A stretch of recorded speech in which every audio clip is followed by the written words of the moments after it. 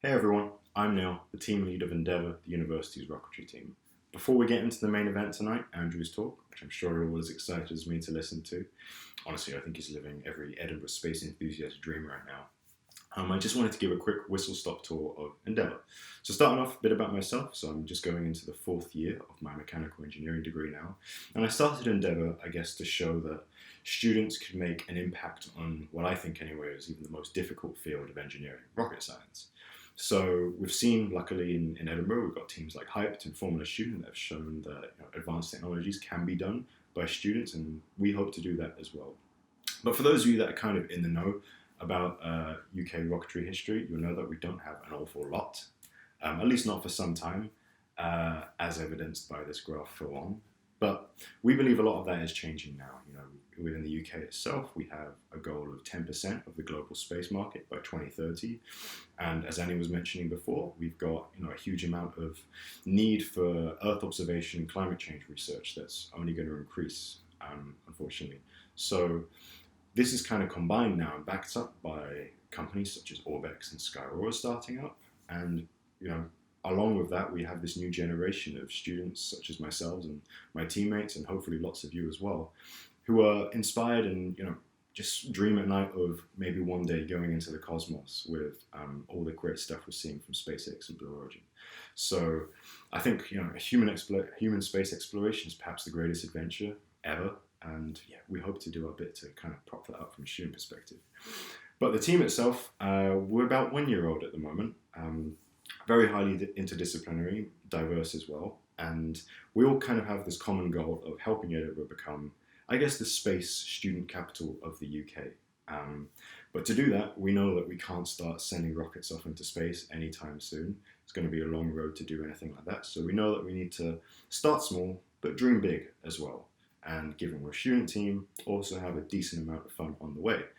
And this is starting off with things like, testing our Darwin flight computer Jeff in the main university library to make sure that the IMUs work in the lift up and down, and even having a rocketry day in Hollywood Park to show off what we're doing.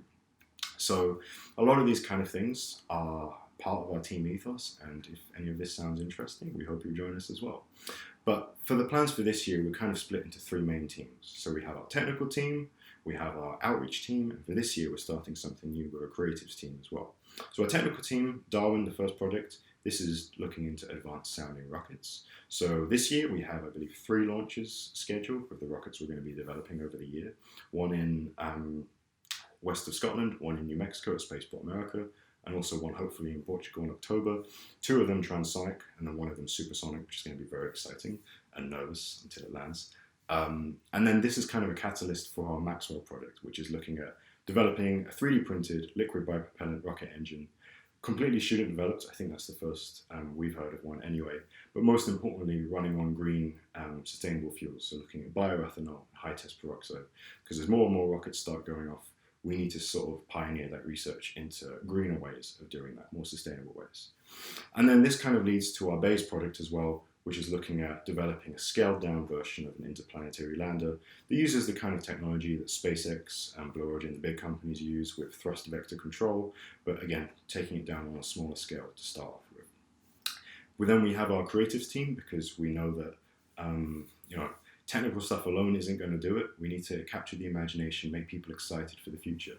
So the point of the creatives team is, I guess, to show a vision for the future of space exploration from Edinburgh students. And we're looking for designers, artists, architects who want to do that. And hopefully by the end of the year, we can have a nice exhibition to show off our vision for, future bases on Mars, or, spaceship design, interiors, that kind of thing. And then accompanied with that is our outreach team. We're not going to be at university forever.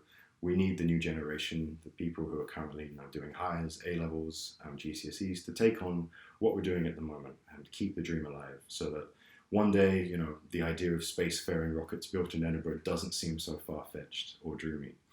To do that, we've hosted rocketry days in Hollywood Park so far, and this year we're planning to do a series of online videos to get people, school children, excited about rocketry projects and stuff they can do at home. So that's everything from me for now. If any of that sounds incredibly interesting, which I hope it does, please do reach out to us and join. We've got an event on Thursday at 7 p.m. for a welcome event, please, I'll go into more detail about our plans then. Please do join us. And then we also have our recruitment form online at the moment. So please keep on the lookout for that on social media. And yeah, I'll now hand you back over to the principal, who will introduce the main event tonight. Thanks, guys.